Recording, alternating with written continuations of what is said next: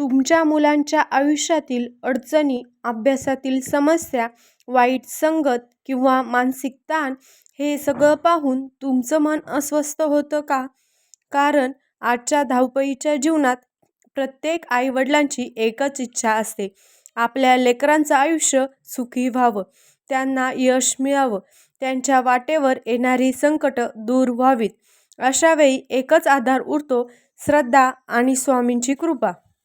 म्हणतात ना, जिथे भक्ती तिथे शक्ती आणि जिथे स्वामी तिथे काहीच अशक्य नाही. म्हणूनच श्री स्वामी समर्थांच्या प्रकट दिवसावर आई वडिलांनी आपल्या मुलांसाठी एक छोटीशी पण प्रभावी सेवा नक्की करा. यामुळे स्वामींचे आशीर्वाद तुमच्या आयुष्यात एक नवीन दिशा घेऊन येतील. 20 मार्च रोजी आहे श्री स्वामी समर्थ यांचा प्रकट दिवस. साक्षात ब्रह्मांड नायक श्री स्वामी समर्थांचा प्रकट दिन.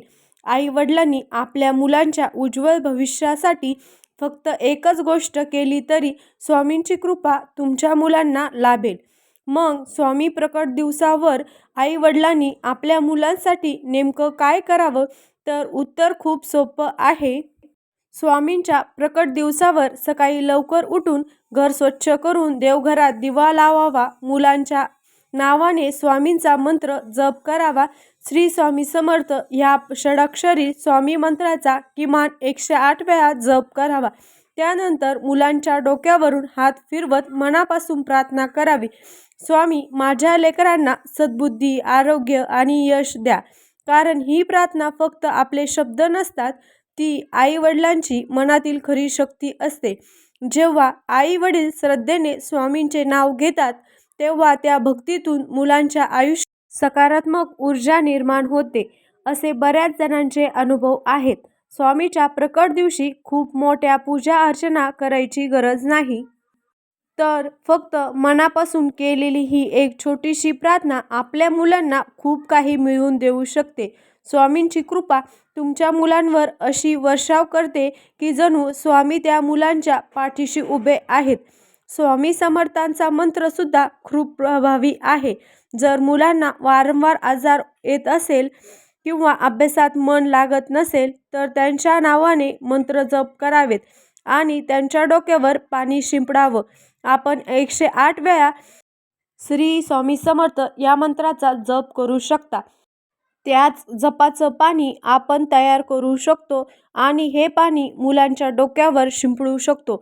एवढंच नाही तर आणखी एक उपाय आहे, तो म्हणजे ओम श्री स्वामी समर्थ या मंत्राचा जप करत असताना एक मुलाच्या नावाची सुपारी स्वामींना वाहावी. पूजा झाल्यानंतर ही सुपारी झोपताना मुलांच्या उशीखाली ठेवावी. त्यामुळे मुलांना संरक्षण कवच मिळतं. स्वामी नामस्मरण सगळ्यात मोठं कवच आहे.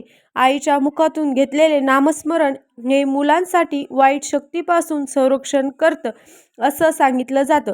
एवढंच काय तर आपण श्री स्वामी समर्थांच्या प्रकट दिवसावर सकाळी आणि संध्याकाळी किमान 21 वेळा श्री स्वामी समर्थ या मंत्राचा जप करावा. मुलांनाही नामस्मरण शिकवावं. घरात रोज 5 मिनिटं तरी संपूर्ण कुटुंबाने नामस्मरण करावं. ह्या दिवशी मुलांसाठी काही खास सेवा सुद्धा तुम्ही करू शकता. जसे पादुका पूजन करू शकता. स्वामींच्या पादुकांना किंवा फोटोला गाईचं तूप आणि अष्टगंध लावून मनोभावे पूजा करावी. फोटो नसेल तर एक सुपारी ठेवून ते स्वामींचे रूप आहे असं मानून पूजा करावी. त्याचबरोबर श्री स्वामी समर्थ ह्या मंत्राचा 108 वेळा जप करावा आणि ते पाणी मुलांच्या डोक्यावर शिंपडावे. हे मुलांच्या आरोग्यासाठी आणि एकाग्रतेसाठी कवच ठरतं. त्याचबरोबर स्वामी चरित्र सारामृत किंवा दासबोध वाचावा. मुलांसमोर मोठ्याने वाचन केल्यास घरात सकारात्मक ऊर्जा निर्माण होते आणि मुलांनाही आवड निर्माण होते.